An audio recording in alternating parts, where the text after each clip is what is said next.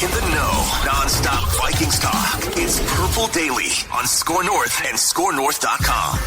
Dude, the Rhino might be back, bro. Football. This guy doesn't just like football, he loves football. And I love this. As you press, you want to press this way and then find that cutback lane. Boom, put your foot in the ground. You see it? Now all of a sudden you slice through there. When you're able to do that, you read that from the outside and then you start inching your way back in from the outside C gap, inside to the B gap, inside to the opposite A gap. Really nice start for Dalvin Cook getting that space. Football! Football, yeah! Football! Football! Gotta eat! How are you gonna start the show with Dan? With Mark I'm a professional broadcaster. I can turn our mics on, bro. Mark Schlereth. You start that guy was my legend. Like growing up, watching him when he was younger and looked a little chunkier. And oh man, he was the dude. He was the man. True story. When I got to the league, I was like, I heard you can get your shirts or your jerseys tailored any way you want. They were like, yeah. I was like, yo, I want old school Broncos, 90s. Like, I want you to be able to see all the pads. And they were like, it's actually the only thing you're not allowed to do anymore. You are not allowed to cut your pads like Schlereth. I was like, seriously? They were like, no, we're not allowed. Because, you used to like cut them up real high and then nobody could grab anything on here on you. Why wouldn't they just want that? Wouldn't that would eliminate Because guys would holding. get hurt.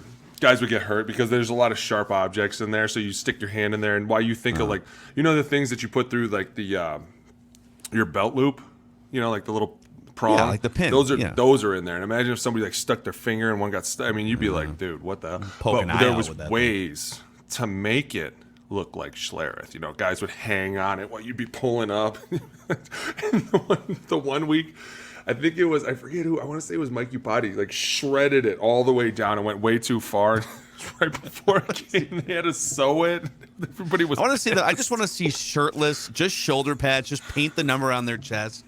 Just get out there. That's what I want to see. Just Whoa. Football. Dudes. I don't. Chest Keep the hair. pads on. No, I don't. You don't want to see that either, dude. I promise. I love how your idol, your uniform idol, was a guy named Stink. By the way, Dude, Stink. Stink's the man. I love him. I think he's passionate as hell, and I think they need more guys like him. He's I'm so hilarious. sick of The A gap to the B monotones. gap over to the C gap, But he the gets Q it. gap.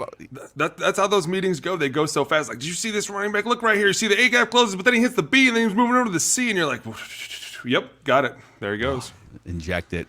Right, This, by give the it to way, is Trenches with Boone here on Purple Daily. Phil Mackey with 10-plus Boone. year NFL veteran. Alex Boone started in a Super Bowl with the Niners, played a year and 2 training camps with the Vikings. By the way, you can find the first ever interview with Alex Boone and Judd and myself as a retro episode posted on Purple Daily from a couple days ago. If you want to see where the instant chemistry and magic all started off back in 2016. Just It was. pure magic. You pointing out a mustard stain on Judd's shirt, and from there, boom, chemistry was formed. I remember that interview so well. We were sitting in the end zone, remember? And we were staring out into the stand. And just the way you were I just remember thinking, man, that was the most calm, casual interview I've ever, because you were so posted back, like, so. We were on those guy. purple couches, like up in the suite level. Super awkward. Just chilling.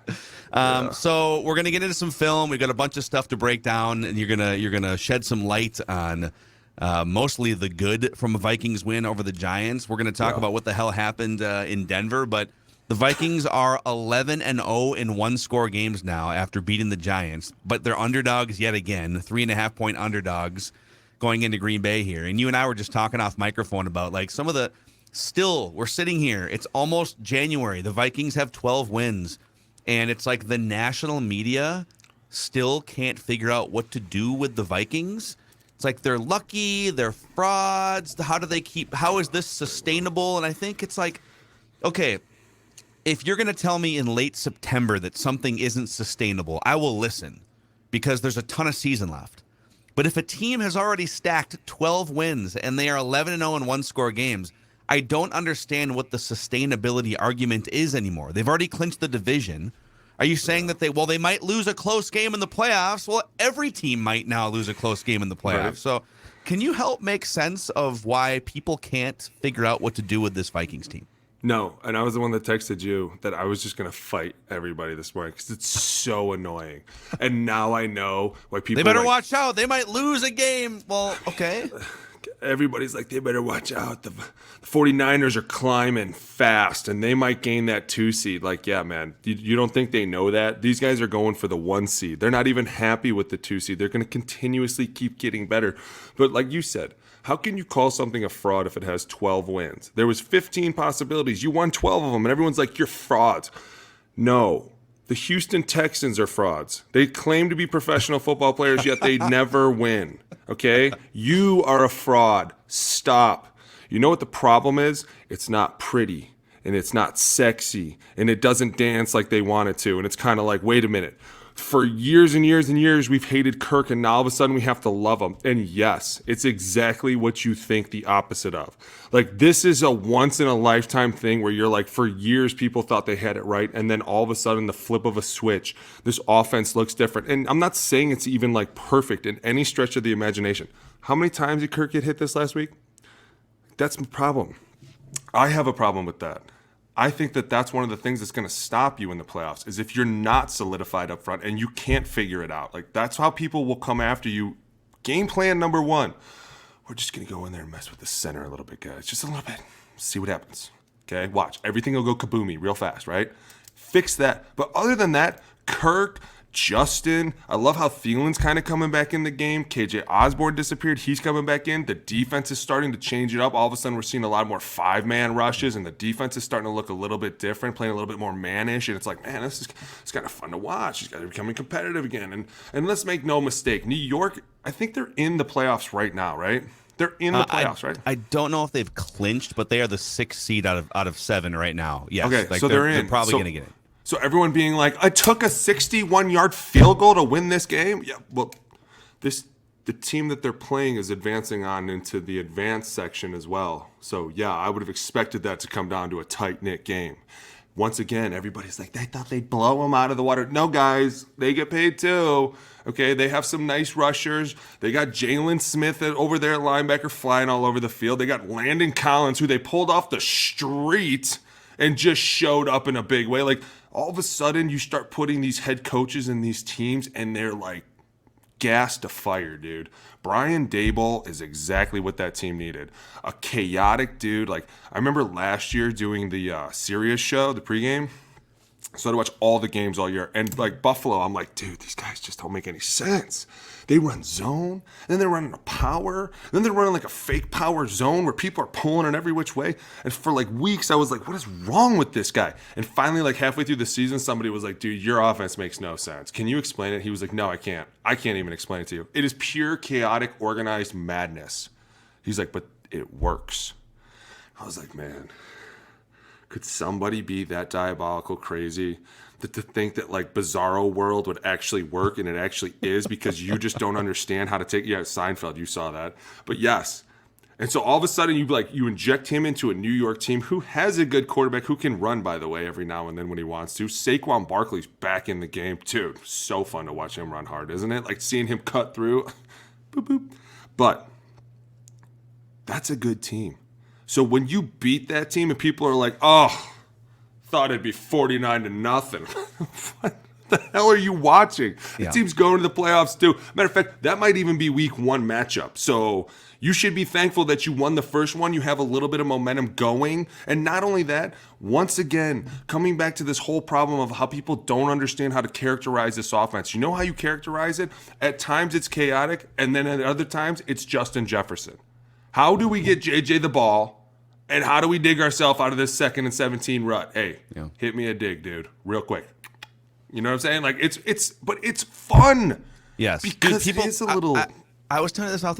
People have lost sight of this whole thing now.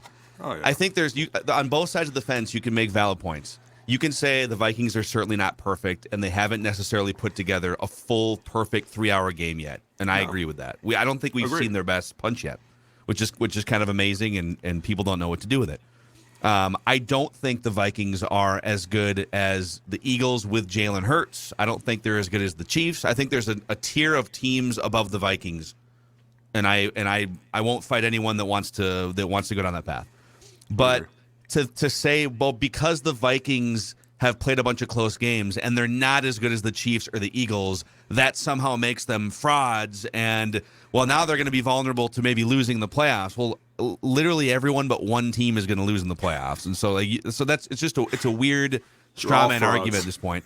On the flip side, the Vikings win these games by being one of the best fourth quarter teams in the NFL. And they've done it. It's not like they've done it 4 times or 6 times.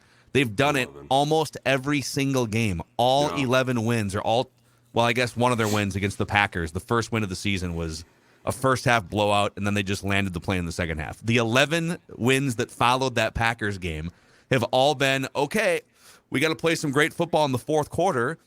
People are chalking up the Vikings' fourth quarter dominance as luck or fraudulence. I look at that and say, boy, sign me up for that team. Like, give me the team that throttles down and plays its best when it's close, late, overtime, fourth.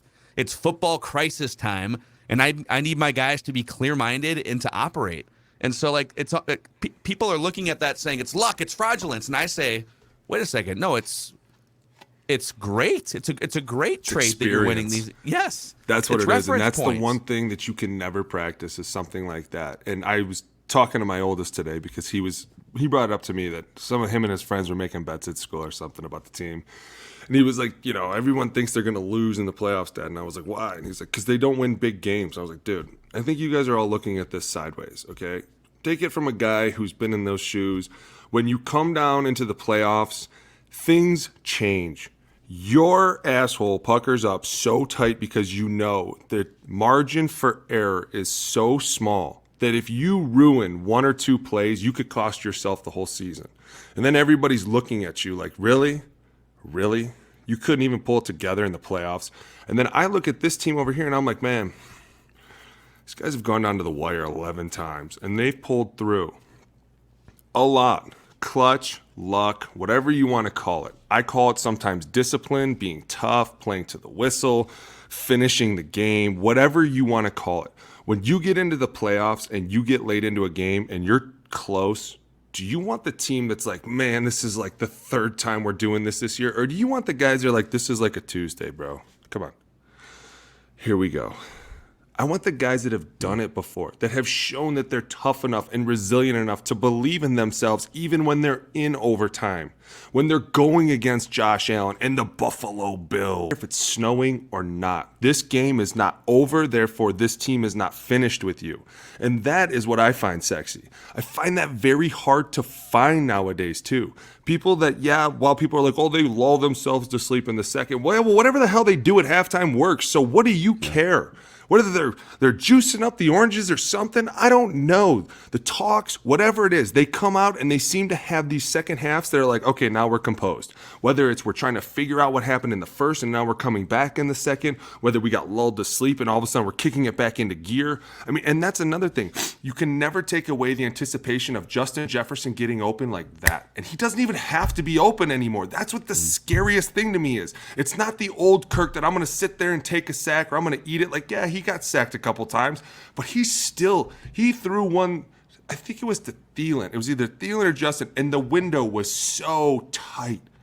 And the fact that it's once again, he's like, man, he's still taking a hit while he's doing it. And you're like, dude, playoff teams are going to hit you. If you can complete that pass to get the first down, to extend the drive, to keep your defense off the field, run the clock down a little bit more, give Dalvin another chance, throw it to JJ one more time, dude, all of a sudden we're still jiving, dude. We're still moving, and we're never really out of it.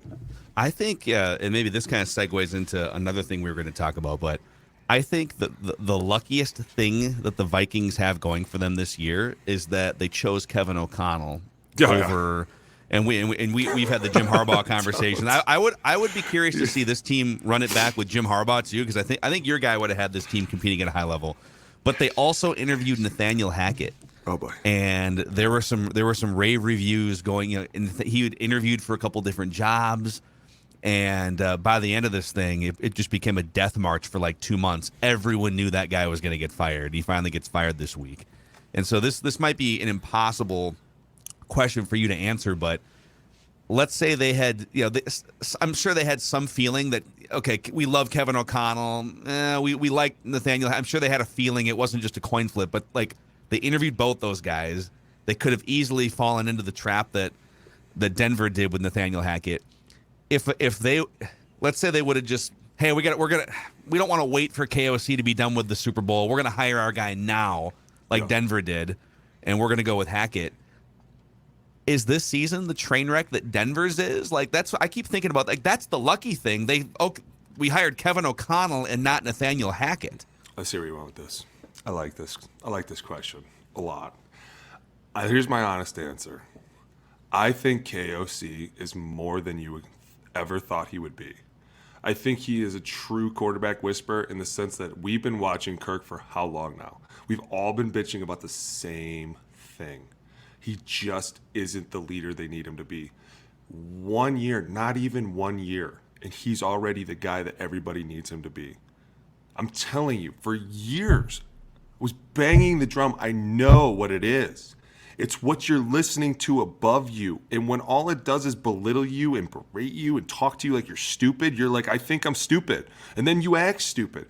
But when that guy above you starts patting you on the back and loving you, even when you make mistakes, you end up being like, no matter what I do, he's going to love me. So I might as well take this shot. I might as well take my chance. I might as well make this great. It's a whole new mindset. And he's going to win Coach of the Year for sure. And people can say he's a fraudulent coach. They can do whatever they want because it isn't their way of doing things. And it's not all pretty and it's cute and it's 800 yards of passing offense. At times it's 200 yards of passing. But a lot of that is because they're getting the ball on the other side of the 50. Or they're getting the ball on the turnover on down so they only have 30 yards to go. Like, there's so many things. And that's why they tell you stats are for losers. Because if you're looking at the stats too much, you stop watching the game. Like, dude, I'm not an idiot. I've watched football my entire life. I know when a team's got the momentum. I know when the team has the better chance of winning, even if they're down, because of the way the game's going. A team falls asleep. Somebody comes back around. A big hit. Like, these are the things that put this team together. And like you said, there hasn't been a full 3 hours of like, oh my gosh. But it's kind of scary to think because what if the best is still yet to come? Mm-hmm. You know what I'm saying? Like, that's happened before. Right. The 07 Giants, 2012 Ravens. Like, there's 5 examples we could point out. Dude, the Ravens? God. Oh, I keep bringing up that team. I'm sorry. I know that's salt in a wound for you. But that was a great football team, man. I thought they got lucky in the Super Bowl myself. The lights going out really derailed things, I think, in that Super Bowl. They were winning when it happened. That's okay. It brought us back. Sorry. I know. It's an emotional sore spot for Alex. It really is, dude. And I feel like every episode you seem to hit on it. It's like you have a vendetta. It's like the Joe Flacco getting hot. Yeah, there's a comparison. Bet on himself. Yeah, I know, dude. I was there, okay? Was there. Was like, guys, it's Flacco. He doesn't even have a contract for next year. What are you doing? Dude, actually, so let's use a couple years before that because you were there. Weren't you with the Niners when Alex Smith broke out under Jim Harbaugh for the first time? Yeah. When you guys beat the Saints. Yeah. In a playoff game. Yeah, you ran it around. It's like people were kind of done with Alex Smith. He's got kind of a glass ceiling. He's underperforming. He doesn't step up and make big plays. And I don't know what kind of a leader he was for you guys. He was great. He was a great You get guy. the right head coach paired with him to empower him. And that's where I've been the most wrong. I kind of thought, God, Kirk is 34 years old. I mean, he's been in the NFL for 10 years. Can a new guy really come in? I mean, he is a football adult. Yes. How much can a new guy come in and really elevate him or unlock him so he can elevate himself? That's where I've been the most wrong over the past 9 or 10 months. Did you not meet the last guy? He was calling defensive plays. I know. Offense. Like Kirk's like over 2 switch. Wait, what? No, we don't have that. It's a conservative play and it works. Clint Kubiak was calling plays though. Doing a great job. I'm telling you, I've seen that happen firsthand. How the transformation from one guy and everybody just blames this one guy. And when you're in the room with him and you're like, it's really not that guy's fault at all. It's actually everybody kind of around that guy. But they're all just smart enough to point the finger in one direction. But then I saw what happened when Harbaugh came in. He was like, no. We don't talk to our quarterbacks like that. Like, he empowered Alex so much because he was constantly like, no matter what, you're right. No matter what you do, you're right. Why? Because how dare somebody try to pause you in the middle of a throw and be like, oh, but look over here. Like, that's not. And he was like, you know why I know this? Because I did it. And I didn't like when people did it to me. Yeah, Mike like, Ditka. Yeah, kind of right. Kind of right. And he was like, we as players should understand more than anybody that it's not fair to sit down in a chair and go, now what are you doing here? Because the pressure of somebody trying to kill you in the same moment that you're trying to hit a tiny window, at the same moment of, is this the right read? Like, all these things mixed together don't make it right for me to do this. And that's when you started seeing him like really just, and they were great, dude. Don't get me wrong. They kept you very accountable. They weren't afraid to crush you when they needed to. But that was another thing. Like, they always kept everything honest. And that's how I feel like KOC is. Like, no matter what anyone says, you can't tell me that he has not absolutely changed the landscape for Kirk. If this is the Kirk that you see now going into the future, and he can only get better from here, and he continues to grow from this, like, hey, I can take a hit and still deliver the ball, dude, I'm telling you, this is what they want. This is what the NFL needs. Tough quarterbacks who can extend plays. He loves to boot. He loves to roll out. At times, they're like, we don't even need you to do it anymore. Dude, just catch and throw. Catch, pat, ball, throw. Like, it's just fun how it's turning into more of a realistic offense. At times, you see 5 wide. You're like, oh, my God, where are they going? I'm so excited. Is that Dalvin over there? Sometimes I get a little mad because, like, I think he's gotten so 5 wide happy on, like, 3rd and 1. 3rd and short, 4th and 1. He loves to spread out and throw the ball. And if you look, I'm going to give you a stat here that you're going to hate, but when the Vikings run the ball on 3rd and 1 or 3rd and 2, they hit like 90% first downs. Just run the ball, which you should appreciate. Just line it up behind Ezra Cleveland or something. You can't just do that. But they throw the ball twice as often in those situations. They only hit like 50% first downs. And so it makes me mad whenever I see him get too tricky 5 wide on 3rd and 1. That's my only nitpick of Kevin O'Connell is, dude. And my defense to that would be you have to keep them honest. You can't just 3rd and 1. If the defense automatically puts their hand up for base on 3rd and 1, you're screwed. Like, they know you're running it. You know you're running it. Eventually, people are going to catch on. They're going to start blitzing people. That's why when you split them out 5 wide, and I know the feeling you get where at times you're like, dude, that's like an inch. Just sneak it. But at the same time, it's a whole nother level of the offense. And we're going to spread you out again just to see what you're doing, just to keep you honest. Why? Because there's a lot of guys we could throw to. We could throw to Hawk. We could throw to JJ. We got Thielen. We got KJ. Dalvin likes to catch it.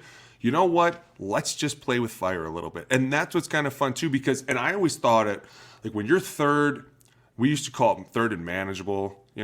That's more of like when you spread them out. If nothing's open, dude, just run for 6. Slide, get down, get us our first down. There's our rush. You know what I'm saying? Like, that's why it's kind of, to me, it's a 2 for 1. You could pass it at the same time if nothing's open and everyone's going deep or everyone's mesh routes, whatever. You just take off. Yeah.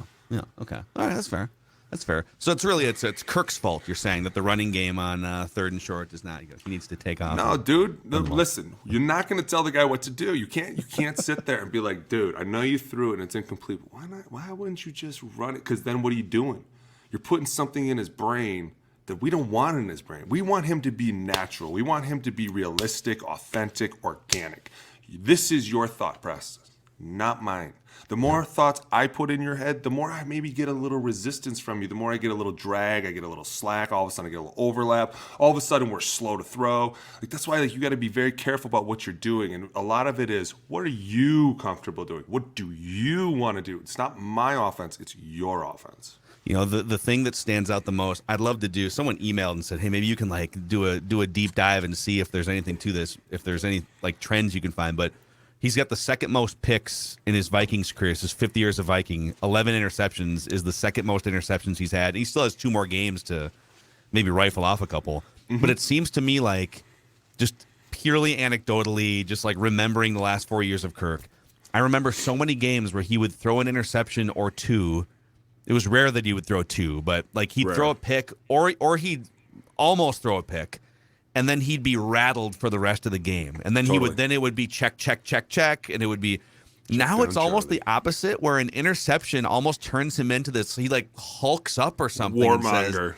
And now I'm going even more aggressive down the field. Right. And I think I'd love to know more about, what's the Kevin O'Connell influence there? Is he just saying, dude, you're going to throw 15 picks this year. It's okay, man. Just keep hunting.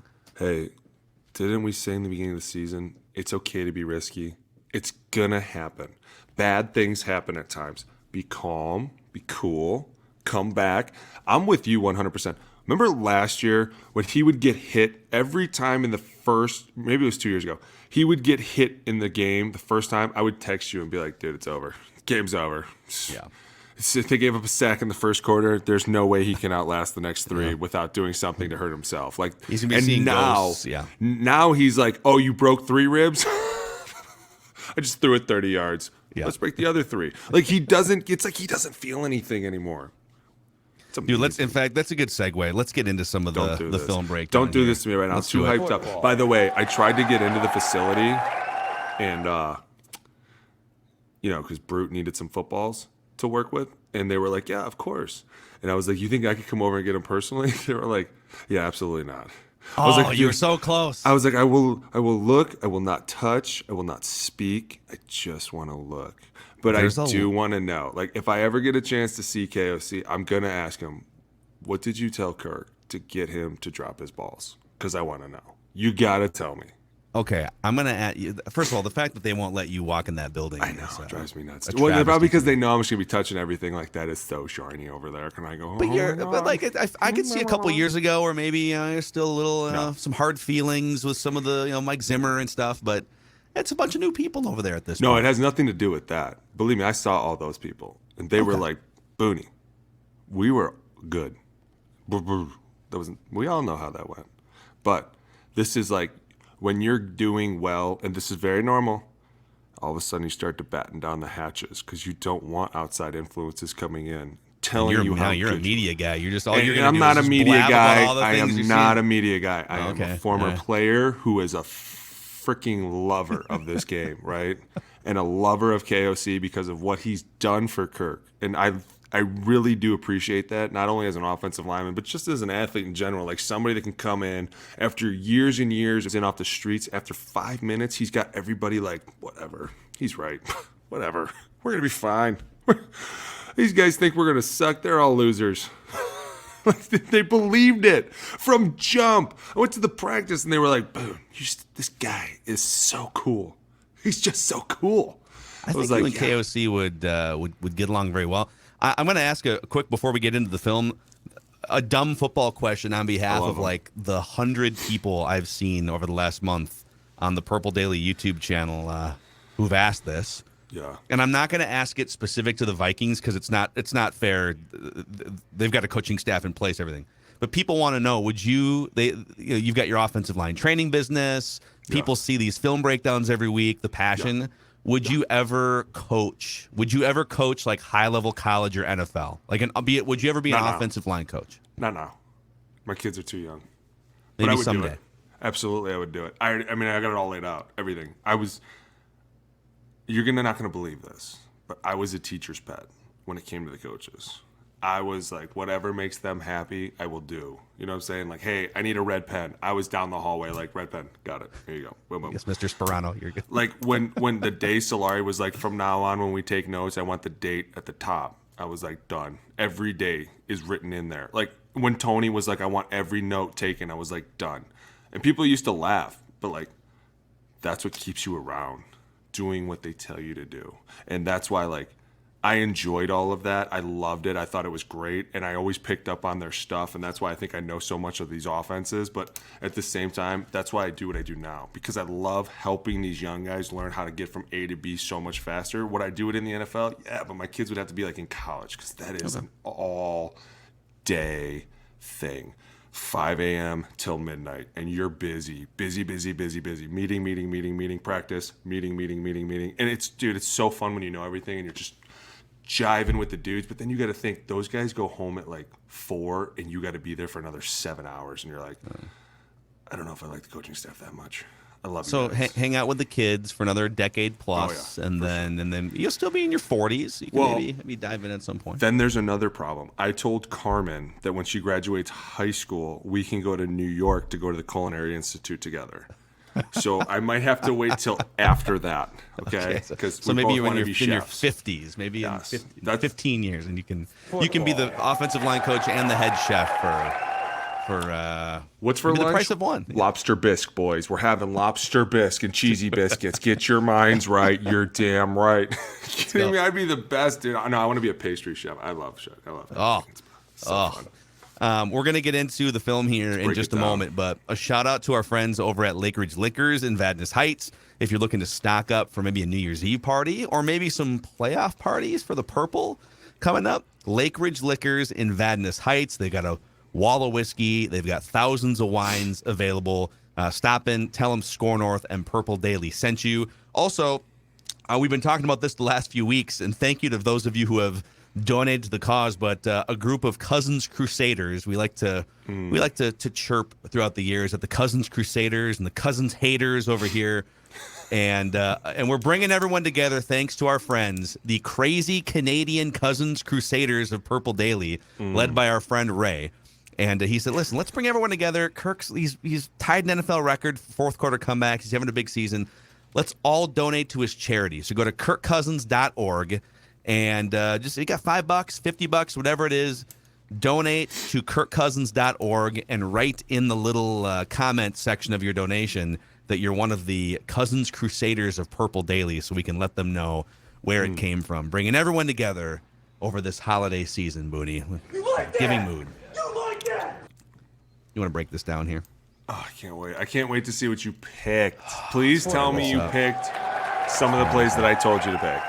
I think this is the one that you sent me earlier today. This is late in the game.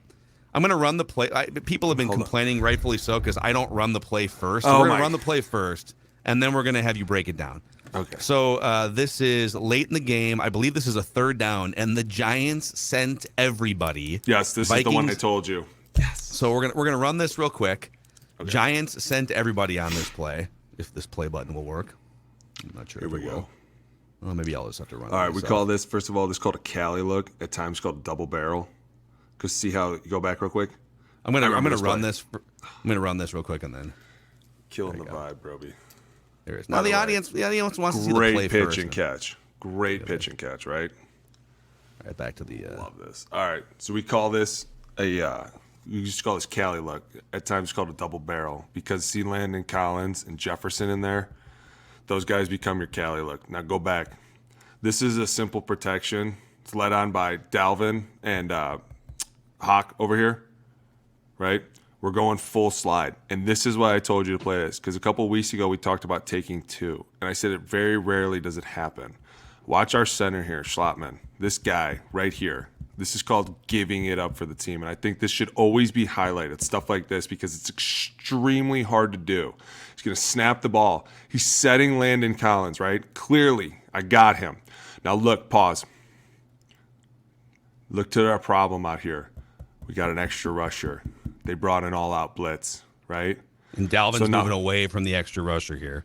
Somebody asked me today, when I'm looking at offensive linemen, what's one of the things I'm looking at? And I said their vision. And somebody's like, how can you tell their vision?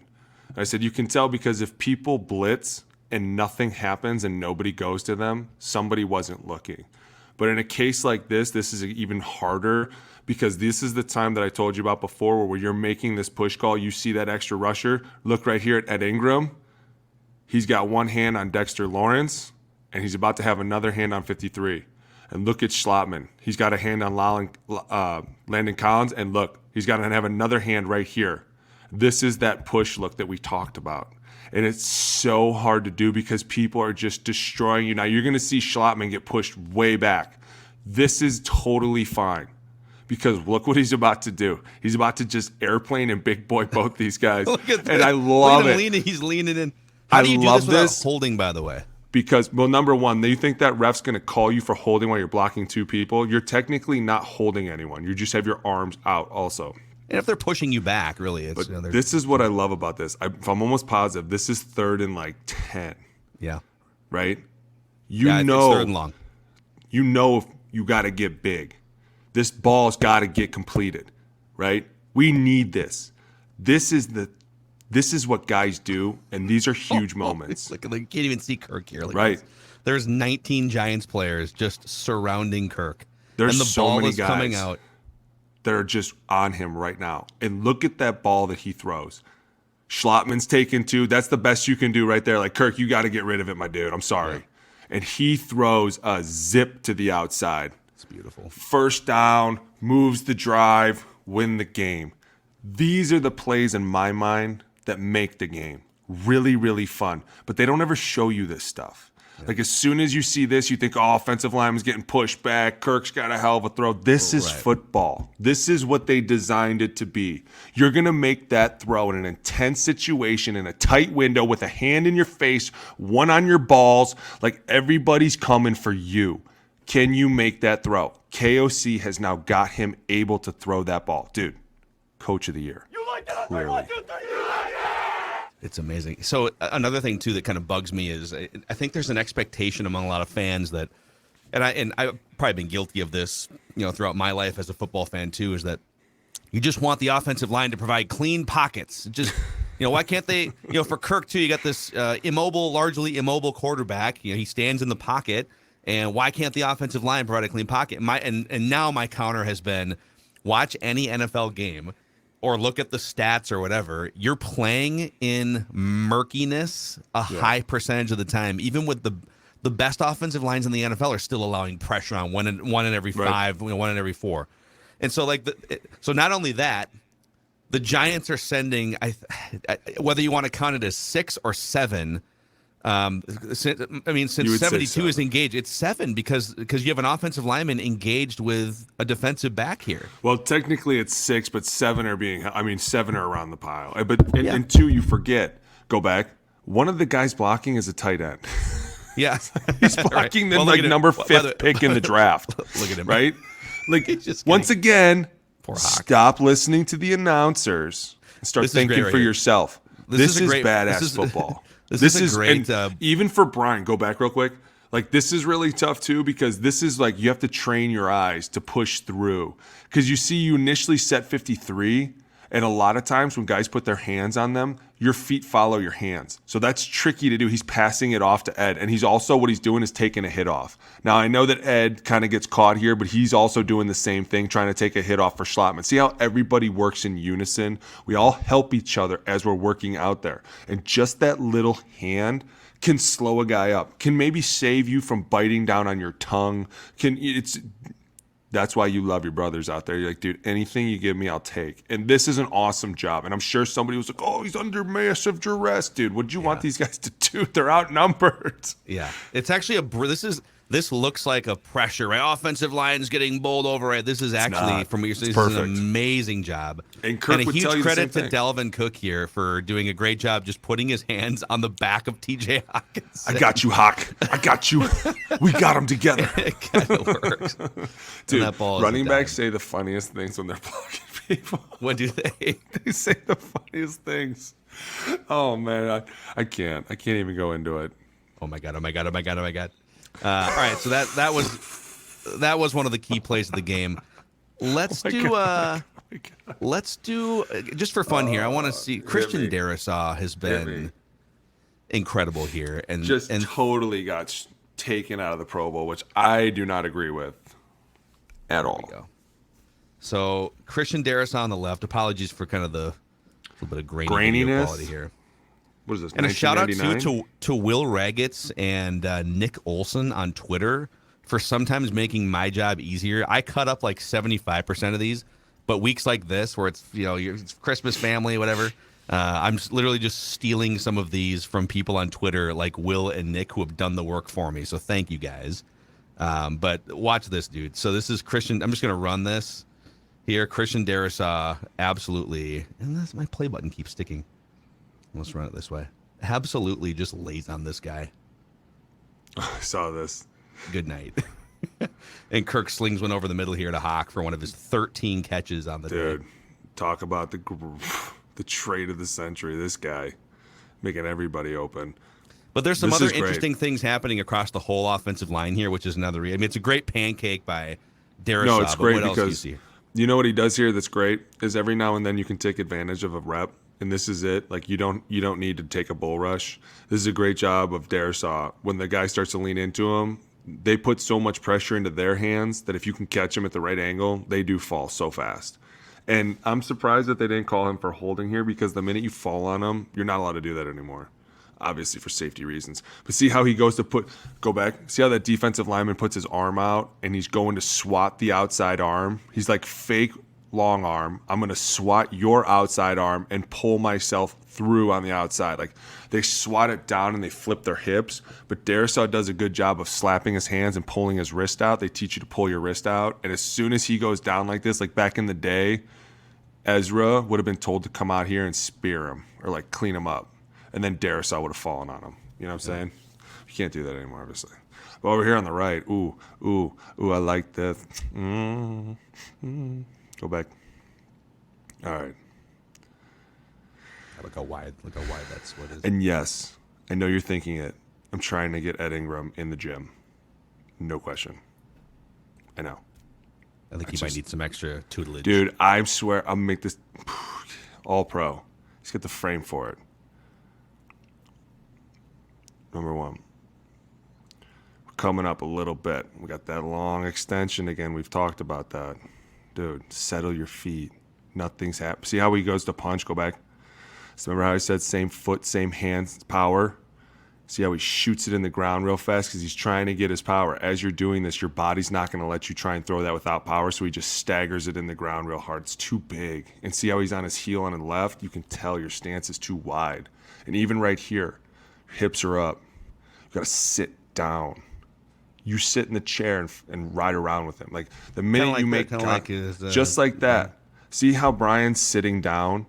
Once you make contact, you have to maintain that position. That's strong. When you come up, all your force is coming up. You have no power in your legs, and your legs are what are really driving you. Your legs are putting you in the position, and your hands are defending your face, right?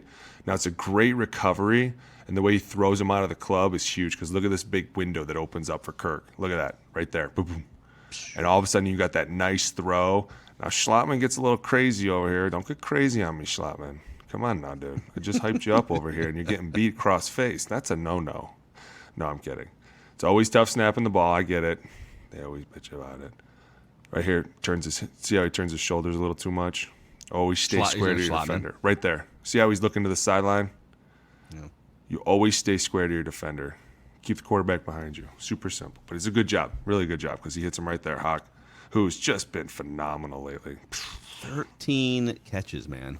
But you know what's crazy about that? Like, just thinking about that Ed Ingram said, a lot of people are like, oh, you're really nitpicky. You think about all the force and all the energy that you waste doing bad movement when you could save it in doing good movement. And then you're not as tired later in the game. And then you have more energy. And then you can think more. And then you're calmer. And then you're not getting beat as much because there is this panic state when you get beat. Your heart drops right here. My dude, my heart's dropping. Especially when you hear those quarterbacks get hit. You can only listen to that for so long before you're like, I got it, dude. I think if you were my brother, you'd been kicking my ass a long time ago, all right? Now well, this is another learning moment here. This is a learning moment for everybody, okay? The video clip is entitled, Kirk Gets Smoked but Delivers Anyways. So just this is why they're dangerous. Out of my stance. Stop. Go back. This set right here is one of the trickiest sets. I would say it's the second hardest. The first would be if he was just outside of you, because then you fall in this category of you have to start to set down, but you're not setting very much. But it has to be an explosion. As soon as that ball snapped, you have to be at like a gear 6, but you have to have the finest control because you can't go very far. You see what I'm saying? Like you're moving literally 2 inches to the left, but you have to go that 2 inches in the blink of an eye. Because if you don't, he's going to gain leverage on you. And anytime you lose leverage inside, you lose power instantly. Like we need the inside to hold our power. And if we lose leverage, like if he's out leveraged right now, his helmet is inside Ed Ingram's. If he continues to maintain that, it becomes extremely difficult to hold that block because then you have to start turning your upper body. And then all of a sudden we're doing the one thing we're not supposed to be doing, turning. I want to fight you straight on, right? So you want a quick inside step followed with your outside leg following. We call this a repost, okay? What he does here is very, very common. They just kind of, I don't want to say they shuffle out, but they hop out. We call this a hop set. And it's because right at the last second, see how he shifts? that changes the entire set. We went from the second hardest set to the first because, see, you have nowhere to go. That's the second. That's the first hardest set because you have to go somewhere in the blink of an eye, but now you're moving a millimeter. Because if you go any farther, you have overset. Number one cardinal rule of an offensive lineman, you are never allowed to overset anyone because then you're making your job 10 times harder. You've given him the inside. You've given him a really, really good bull rush, and he still can threaten the outside. So you kind of put on skates, and you're in panic mode. So now I've just told you that you have to go somewhere in the blink of an eye. What do? You repost. You set your inside very, very tight. I mean, your inside foot comes up and your outside leg comes up right after it because you have to move both, right? They're like pistons. If you just move one, the next time you go to kick, you're going to be really sorry. They always go in unison. It's like a rhythm. Ba-boom, ba-boom, ba-boom. Watch, they're going to be the same rhythm. See how they're both moving at the same time? See how they're wide now? See how one gets long? It's just not good position. When you just set that inside leg super tight and that outside leg even tighter, and then all of a sudden you just wait, and you're expecting him to what? You're expecting him to rush the outside and threaten the inside because he's got you in this very tight, vulnerable state, but he does even worse. He spins. Dude, guys spinning inside, very rare occurrences. But what happens here is he gets overextended and he leans right there. Defender feels his face mask on the back, and that right there is going to lead to an ice pick on his shoulder and the defender coming around. Boom, right? Wow. That's a great play by the defender there, too. Dude, it's really good because he's setting it up pre-snap. That little movement from inside to outside has you thinking. Because he's inside, you're like, hey, I'm going inside, but I can't go too much, but I got to be ready. And then at the last second, he goes outside, and all of a sudden you're shifting your weight back again, but you got to be calm while you're doing all this. Very, very tricky. But Kirk, this is right in Kirk's vision. Sees it. He's looking right through the vision of it. Like this dude, it almost looks like he's laughing as he's rushing at Kirk. Like, oh, dude, I'm about to smoke you. Boom. Oh, he took him up top. This was the play. Go back. Look at that window. Dude, I warned you it was a tight window. Pause. Oh, my God. As he's getting smoked. Wow. This man deserves a raise. Dude, I'm just being honest with you. They should take a little bit of Ed's money and be like, hey, bud. It's going to Kirk. It's going to Kirk's medical fund. We're donating to Kirk's organization. I think Kirk's probably hit his premium for the year. Ed, but call maybe me, next dude. year. Please just call me. I will fix you. I'll fix it so fast. Look at this, Kirk. And Kirk, credit to Kirk, man. He sees this every game. This happens 3 or 4 times where he knows it's coming. It's Dude, coming there's up quarterbacks that can't make that throw without getting hit. Are you kidding me? That are getting paid almost the same amount of money. That's why I'm saying these guys aren't frauds. You're all seeing it wrong. And to me, you're starting to sound like fools because this team has repeatedly shown you, hey, we're not those guys. We're not those guys anymore. We'll prove it. Kirk, you're going to eat a couple today, but you just zip it, all right, buddy? You guys got it. Like, I feel like he's like Matthew McConaughey back there. All right. all right. He sees the spin. All right. Let's go defensive side of the ball here, Booney, because I love it. Some interesting things in the first half. So, the Vikings have in Jordan Hicks and Eric Kendricks, they've got 2 linebackers, inside linebackers, over the age of 30. They are struggling quite a bit in coverage, keeping up with tight ends and running backs. So Brian Asamoah, number 33, you'll see him flash on this play. He actually played a full series for Jordan Hicks in the first half and a full series for Eric Kendricks. Dude. And wound up on the field for like 30 defensive snaps. They're trying to mix in, rest the veterans a little bit. It's a longer season, but also get some more speed injected into the defense. Yes. And forced fumble, by the way. Yes. Now he gets beat on this. You'll see he gets beat on the coverage part of this, but to make up for it and come back and strip the ball. So we'll run this, and we got a couple different angles here for you, but just watch Brian Asamoah. So you can see here he gets beat. Oh, yeah. He kind of hesitates on a step here. Boom, he hesitates, and then, oh, God, here we go. That was that Ellington dude, wasn't it? Yep. It was a great punch. This is something that these defensive coaches preach a lot. And Donatel, he's one of them, dude. He can never hawk the ball enough. Dude, but he got clotheslined by Andrew Thomas. He just ran into a complete brick wall. Oh, man.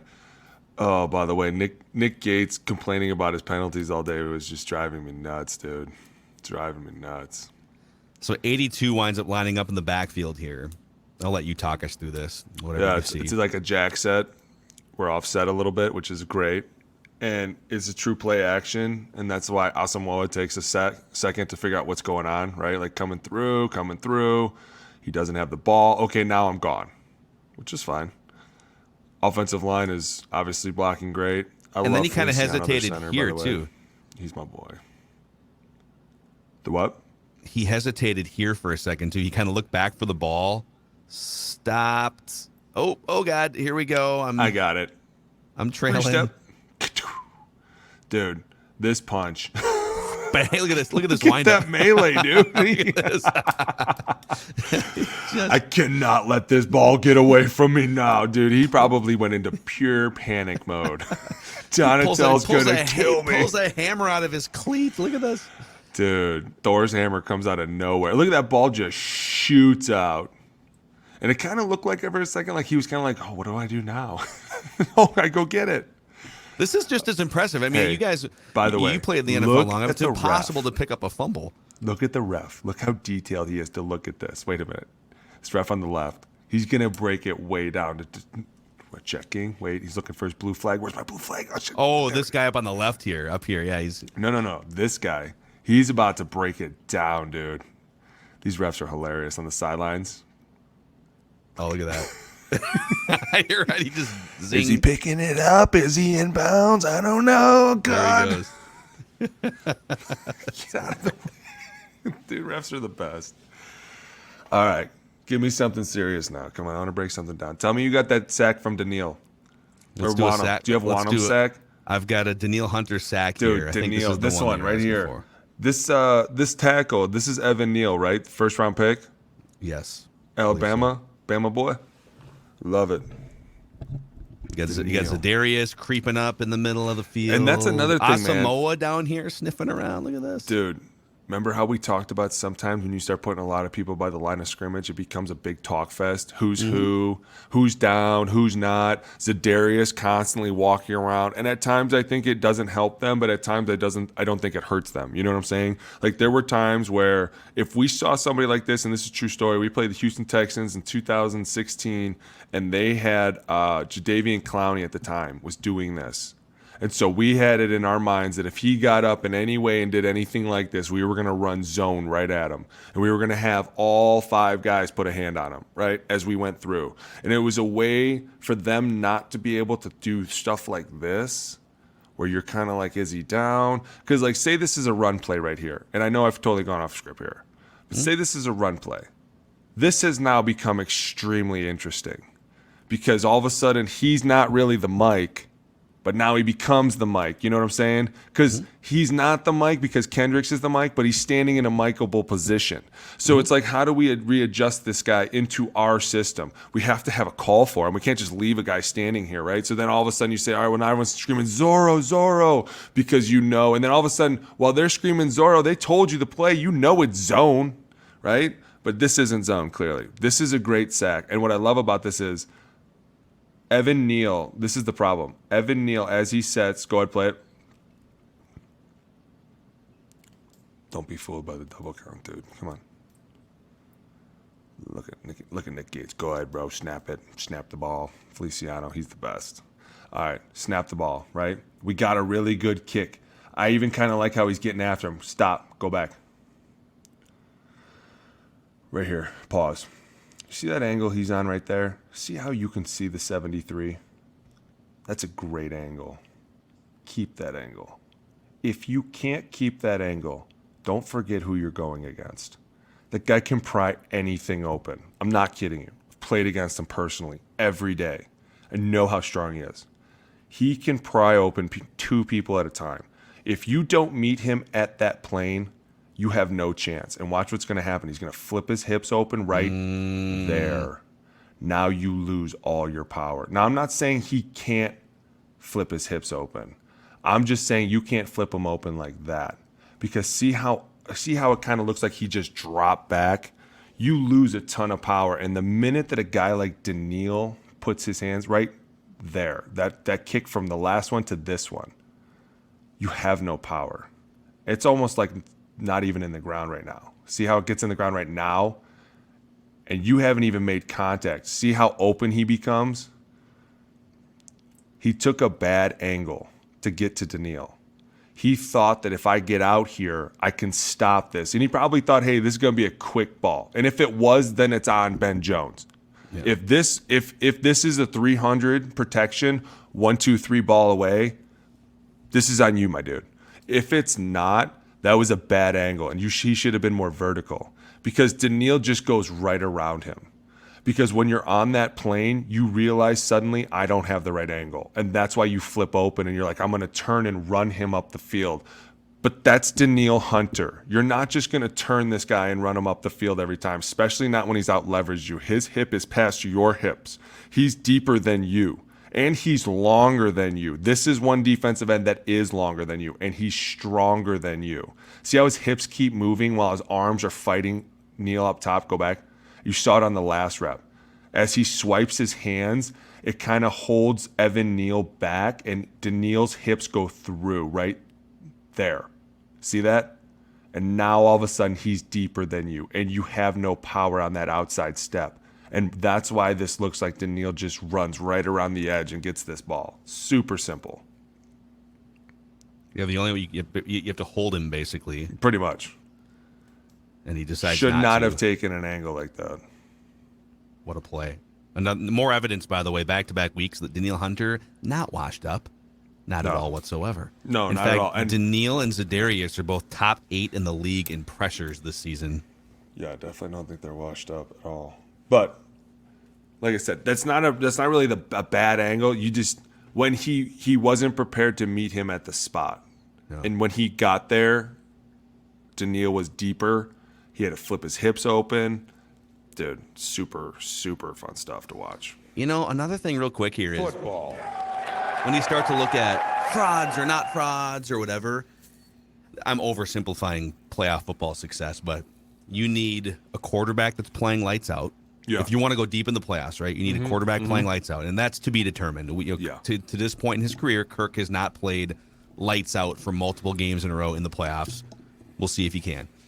The other things you need are just weapons that are hard to stop, right, whether it's a running game or Justin Jefferson or whatever it is. But on the defensive side of the ball, you need a pass rush. If you can terrorize quarterbacks, you can get away with not having a perfect back end, a perfect set of, in their prime linebackers. I think if Daniil Hunter and Zadarius Smith are terrorizing quarterbacks, it can make up for some of the potential deficiencies you have. Oh, absolutely. I'm not saying they're going to win 4 straight games and win the Super Bowl unless they shore up some of the other stuff, but it's an ingredient that they have for sure. Yeah, I think one of the trends in football right now is there's a lot of people trying to send a lot of blitzes at times, and they're saying, "Hey, listen, we're willing to risk it, this one-on-one coverage outside, because you're going to have 2 seconds to throw the ball. So you better catch and throw because someone's coming free." And almost every time they're really getting a lot of offensive lines. But there's one thing that everybody forgets about. This is really important. Follow me here. If you're going to go into the playoffs, you better have depth, because everybody's getting hurt right now. It's very common for a lot of teams to go into the playoffs and 2 guys are down. And it's like, hey, don't know if they're even coming back, so you better have something. We've seen what happens when Darrisaw goes down. They can still win. We've seen what happens without Bradbury. They're still winning. Like, there's other people that have gone down. Harrison Smith has gone down. There's other guys that can step up. You talked about the rookie that's playing now that hey, listen, if we can get some speed on the field, there's more depth. Mm-hmm. You're going to need a lot of guys, because once you go into the playoffs, you burn the boats. There's no more guys. Every day you come in, it is really a privilege. And it's an honor, because you worked that much harder to get here another day. And tomorrow's not guaranteed. So we're going to need a lot of guys with us, because if something happens in this game, we can't hit the panic button at all. It has to be smooth right over. We got to be able to say, hey, just slip this guy in, we're good.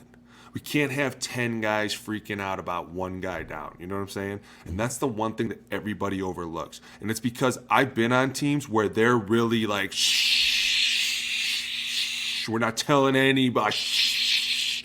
You're like, man, you guys thought this through because his backup's pretty good. You guys are super smart. I would not have thought about that, right? Like all of a sudden you're like, why did we sign that one guy that kind of has a name still, but we don't really play him a lot? I'm so stupid. I figured it out. But there are teams, number one, because A, there's not a lot of depth available, or because their GMs are just stupid. That, yeah, they could be winning, but all of a sudden one guy goes down and the whole team just... What happened? Oh my God, I guess the season just got to them. No, they weren't prepared. They didn't take the number one rule of football, adapt, right? We brought a guy in. This guy had no idea what the hell was going on. I'm going to tell you right now, and I know why everyone's talking about this team. You better watch out for the Niners because it seems like they could put the freaking trainer at quarterback, and that team would be like, hey, Bubba, you ready to do this? All you got to do is hand it to him. He'll do the rest. And there's literally conversations now about how, well, I know they gave up 17 first-round picks for Trey Lance, and they've had Jimmy Garoppolo lead them to a Super Bowl. But, all right, is it extension time for Brock Purdy now because he's come in? You're right. I'm telling you, hey, depth will get you through, dude. And people underestimate that, and that's why sometimes, a lot of times when you're looking at the rosters, you just got to look for a couple key guys at the 2 spot, like, anybody notice they got an 8-year guy on second string, a 10-year guy, 12-year guy? Am I the only one seeing that? Okay, Never mind. These guys know they're going to the playoffs. They're pretty prepared. Okay, here we go. I'm telling you, it's smart teams start figuring it out faster. Hey, we got to be prepared because this guy, look at Jalen Hurts, right? He's probably going to be back, but who knows, right? What if he comes back a little bit different? All of a sudden it's like, oh my gosh, or what if they would have lost him for the rest of the season? And it's like, could you sustain that with another player? That's a really, that falls, and that's an off-season question, but that's a GM thing. But that's the one thing that I think everybody overlooks for the playoffs. And I don't know that that's the one thing about the Vikings too. It's like, I don't know that they have enough depth to... They can't have like 4 guys go down, especially offensive line. Like they need Darrisaw. Whoa, dude, that would be like the most 4 guys going down. I mean like flu run through. I'm not saying 4 offensive linemen. I mean like 4 guys among the starters on both sides. You can't lose. You can't lose like Darrisaw and Zadarius, and then expect to win 3 playoff games and get to the Super Bowl with the depth that they currently have. I don't think it's something to work on in March. You overlook other people's injuries sometimes. I'm telling you, there's a lot that goes into playoff football. I can't wait to start talking about it. We're going to get there. Yes. Couple weeks left. Oh, wait, the frauds might not make it. You're right. Yeah, I think the Vikings are in danger of missing the playoffs still, according to National Talking Heads. Bunch of frauds in the number 2 spot. They didn't really win those games. They didn't win them. If you go back and watch about 6 of those games, they actually lost by 21 If they would have played another quarter, they definitely would have lost. It's a legitimate argument.